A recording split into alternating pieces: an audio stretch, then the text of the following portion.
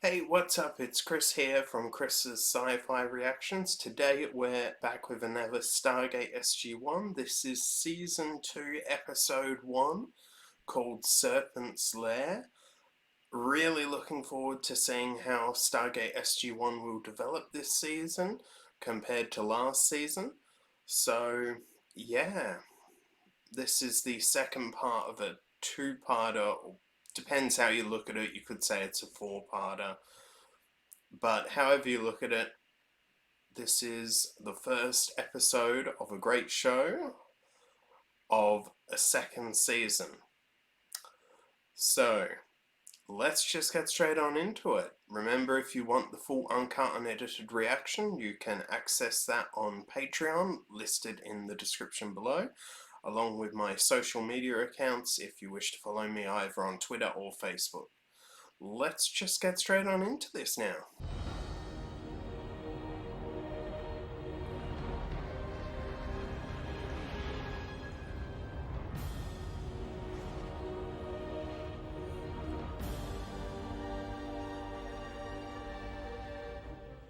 Captain Carter? Now, there were two ships, weren't there? If you destroyed this one, wouldn't the other ship just... Place charges where they should generate secondary explosions, so...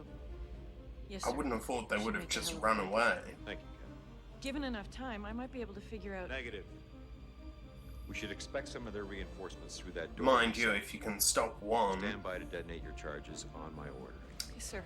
at least that would help Earth maybe a little Don't bit. stop them now. We may never stop. Yeah, I know that. Officer's ship approaches.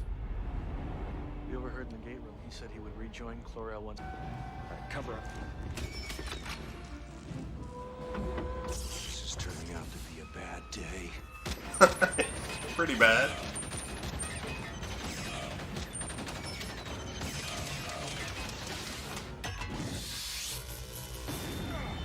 Oh, damn.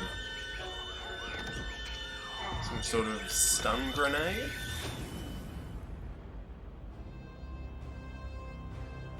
I must admit, I do like the set of the ships.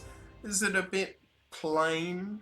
Maybe, but not always do ships need to be so cluttered.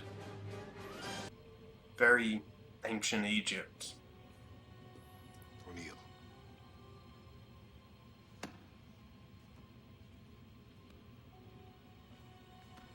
Jill.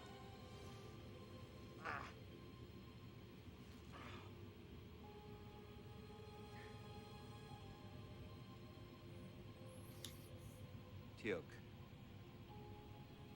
I can't see. I am blinded as well. It will pass. What the hell was that? A gold shock grenade. It's as well. If someone comes in here, you bite him in the hand. Yes, sir. Berg Air Force Base as we speak. If all goes well, history shall mark this day by two brilliant and unexplained flashes that occur in the night sky. The world should never know how close we came to Armageddon. But surely the Gould have, you know, the same sort of shields that they have, you know, personal shields. And surely a projectile weapon would not be able to get past it.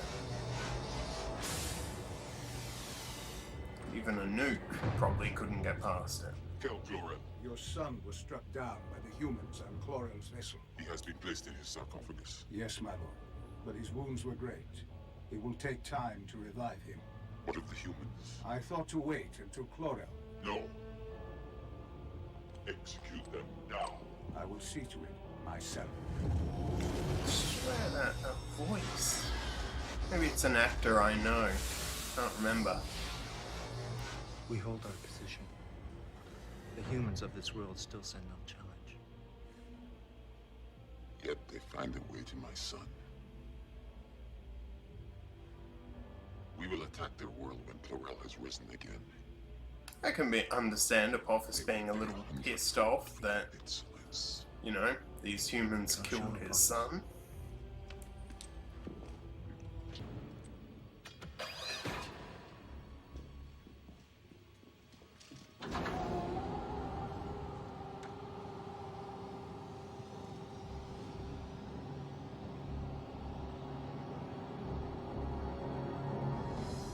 Oh, it's him. Okay. Great pack? Yeah, I thought I recognized the voice, but I just wasn't Doom yourselves. 100% It's sure. all I can do to keep you alive. Do you know all I have done to regain the trust of Apophis and join this campaign? I should have put it together Check my tape. earlier. An explosion? An accident? Or sabotage. SG-1. Yeah. I hardly think so. For one thing, it's impossible to gate to a ship. True.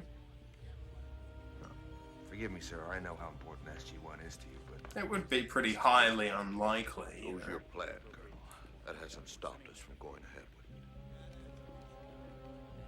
it. General Hammond? Sir, the first group on the Alpha list has just arrived.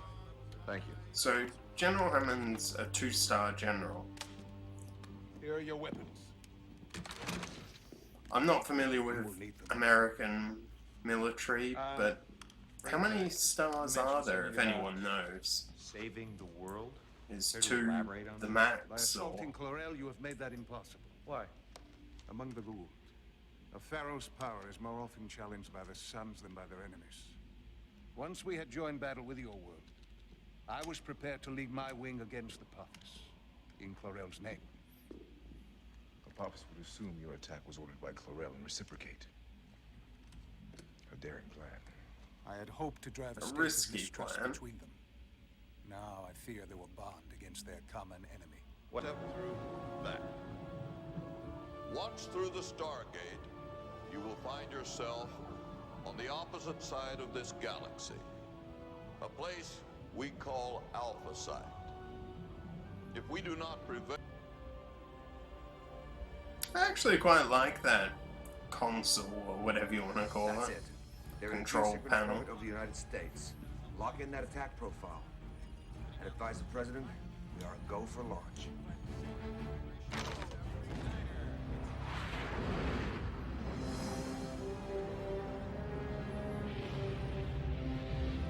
I wonder where that was recorded from.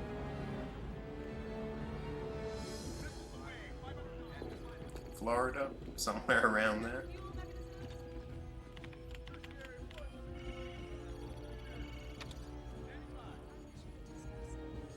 Vandenberg reports a good launch. Yes. I'm sorry, sir. For what it's worth, I seriously doubt SG-1 is aboard those alien ships. Well, they are. Weapon should reach the targets in 4 minutes. In the meantime, let's keep moving these people through to the Alpha Site. Group 9, prepare to disembark. Sir, we might as well wait and see the result of our strike before moving more people through. I don't think so. Evacuation may be unnecessary. From your mouth to God's ears, Colonel. I think General Hammond is smart, you know. Don't put your eggs all in one basket. More of this, 4C. It's called C4. The answer is no. We used it all to take out this ship. Well, you guys must have something left. We shall have to cross that bridge when we come to it. You know, that particular...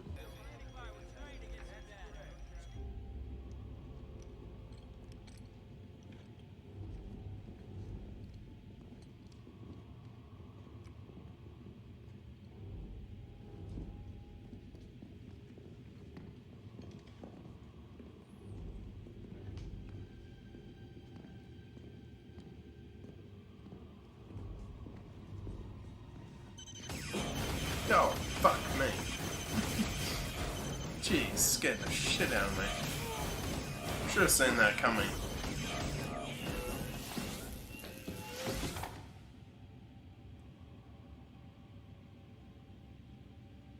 Not bad. Not bad at all. Beltak is 2 decks above. This way. Yes, sir. The EMP caused by the explosion has already affected our satellite communications. It will be difficult to warn the general public in time.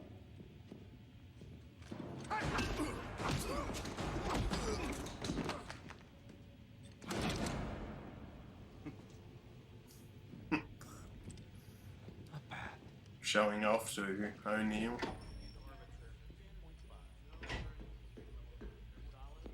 General Hammond, sir. Major Castleman reports Alpha Teams 12 and 13 are both briefed and ready to disembark. Send them through. General, maybe we should consider using the Stargate as a strategic weapon. I cannot.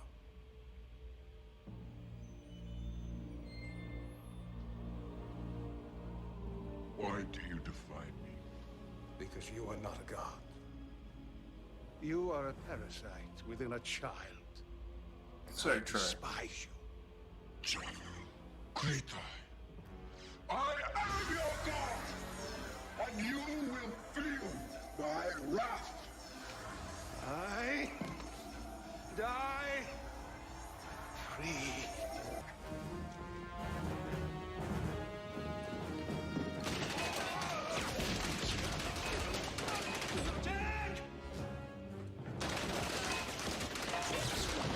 Oh, fuck. Oh, that would hurt. Jeez.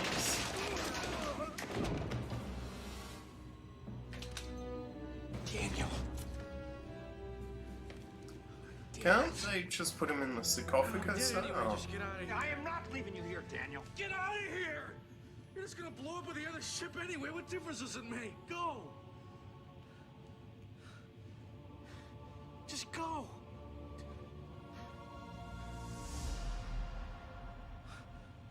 I'll stay and watch your back. I wonder how, what temperature, yeah, the staff weapons are. Or the energy that is fired from them.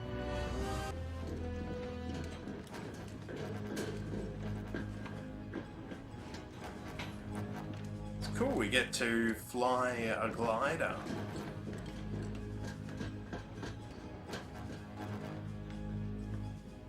Human, put this on. Will you please stop calling me human?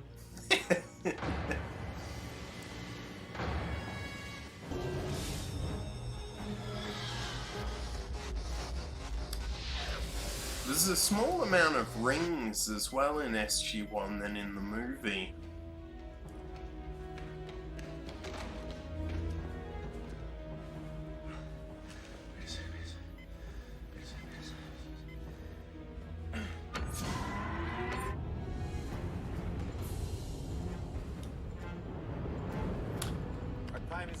I'm not 100% sure, but I'm assuming that scene of Apophis and Chlorel, they went to the other ship and used the Stargate, and Daniel arrived after them. I'm assuming.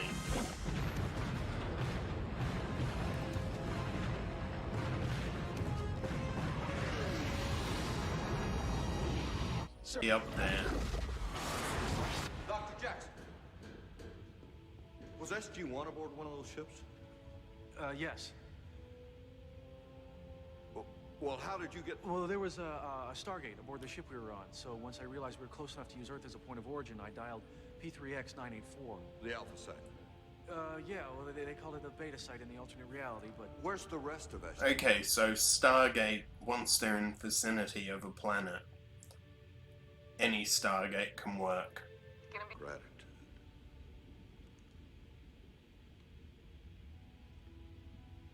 You are Hammond of Texas. Hammond of Texas. I like that. Your warriors serve you well. I know they will be sorry to see you return home so soon. I must return. Before... Daniel.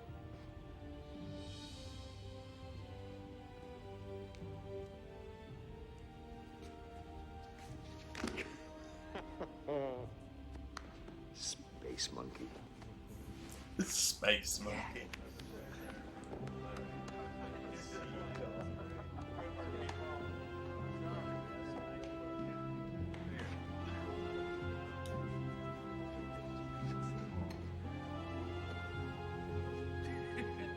That's a nice shot.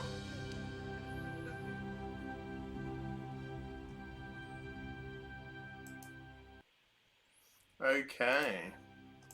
So that was Stargate SG-1, Season 2, Episode 1, The Serpent's Lair. I really liked that episode. I thought it was really good, really strong episode. It kept me invested all the way through. There weren't points where I was like, you know, just like, oh my god, this is boring, or, you know, this is just okay. It was really good, solid episode. I'm going to give it a strong 8, I think. I'm not going to go higher than that, but yeah, certainly had everything. Bar emotion, I don't think there wasn't. Now, this could be due to 2 reasons. There wasn't enough emotional concern that Daniel was going to die. Now, that could be me knowing that Daniel's character just goes on throughout the season, so I already knew. That could have something to do with it, but I also feel that the scene just wasn't done to a degree where you think, oh wait, we could be replacing him this season. You know, it just wasn't done like that, I don't think. Now, again, that could be me, or it could be the scene. I just don't know, because I have that foreknowledge that Daniel stays in the series. But let's break it down anyway. We start off the episode where we left, looking out, seeing that there's another ship, and realizing that with that other ship, that if this ship is destroyed, it won't stop Apophyses. Here we have them fighting the Jafar. The Jafar throws some sort of grenade that stuns them. So, stun grenade. Here we wake up in a holding cell. They're blind. Carter wakes up as well. She bites Colonel O'Neill's hand. They start to begin to see again. Chlorel's put in his sarcophagus. First Prime kills the Jafar that was supposed to protect him. Colonel Samuels here says that, you know, basically, I told you so, we should never have used the gate. But that's a bit of a... that's not really accurate, because in the movie, that's what led to this. So even if they wouldn't have, this still would have happened because it was a revenge attack. Here we have the first Prime of Chlorel speaking to Apophis. Apophis is pretty pissed off by this, and he says Earth will suffer tenfold for this. On Earth we have a debriefing of how they're going to stop the Gould ships. They're using some sort of missile enhanced by Naquita. Samuels is basically saying to General Hammond, no, it's not your decision. Here we have Chlorel's first Prime, turns out to be Braytak, who was in that Tilk-centric episode.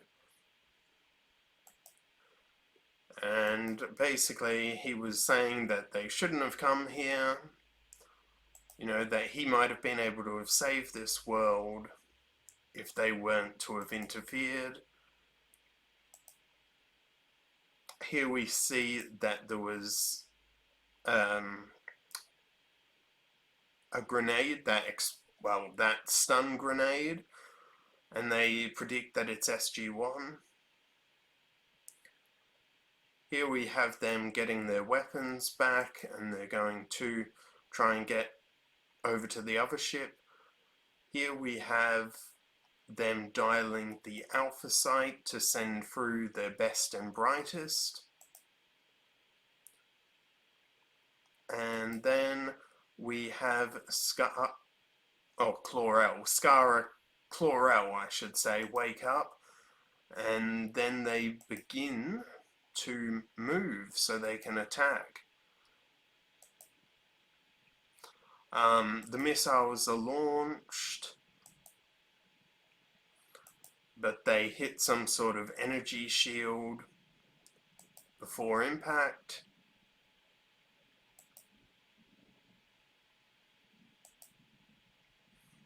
Here we have O'Neill and all the others walking along a corridor. Here we have Chlorel asking his father for, time in the sarcophagus. Apophis telling him, "Do not fail me." Here we have Samuel's sort of offering, to use the Stargate as a weapon and destroy the people of Chulak. Here it was interesting seeing General Hammond's attitude compared to how we saw General O'Neill in the alternate reality. That he doesn't see any reason to send a bomb to Chulak for, that would just be killing innocent people. He then wants to leave for, Samuels wants to leave through the Alpha site and just run away. But, he needs to fight. Because he's a soldier, he should be standing his ground. Love this transition, think this transition is brilliant. Here we have Braytak confronting Chlorel, saying that you're a parasite within a child. Chlorel then tries to kill him.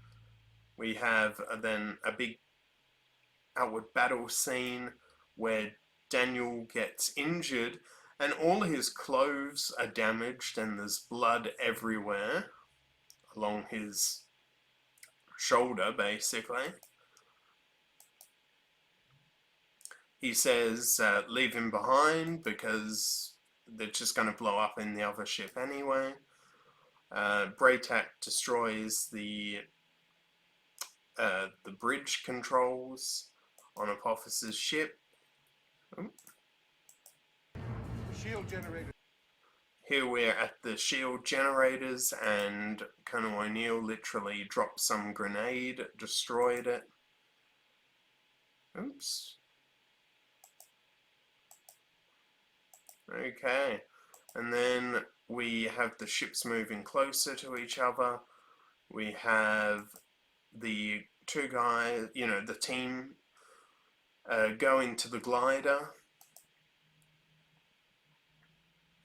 Gliders, I should say, because there's 4 of them. Here we have Daniel waking up. And please tell me I'm not the only one that notices that his clothes aren't damaged or there's no blood at all anywhere. Even though he's been healed, shouldn't there still be damage on his clothes? Here we have Apophis trying to stop the ships from getting too close to each other. They leave. I assume they get through the Stargate. They don't show it, but it's a pretty reasonable assumption. Here we have Daniel dialing the Stargate. Here we have the ships exploding and the 2 gliders being damaged. And then they're looking up at Earth, absolutely a beautiful sight. I am so jealous of people that get to see it firsthand on the International Space Station. It's just so beautiful. Seeing it in pictures is lovely, but being able to see the real thing would be absolutely beautiful. Daniel comes through back to Earth. He goes to the Alpha site, then he dials back to Earth. And here they land on Earth and they get a welcome. And Braytak meets Hammond of Texas. And Braytak ends up leaving. and we find their team then find Daniel has survived.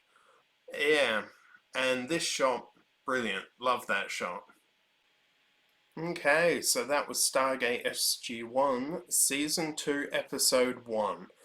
I'm not sure if I include this as Season 2. Maybe, I don't know. But I'm going to say that we really start Season 2 next episode. Looking forward to seeing the rest of this season. I don't think there's much more to be said. Give that episode an 8. And yeah, I hope to see you next time. If you enjoyed this reaction and this episode, don't forget to give it a like, comment, and subscribe. And I will see you next time for another Stargate SG-1. Have a good day. Bye.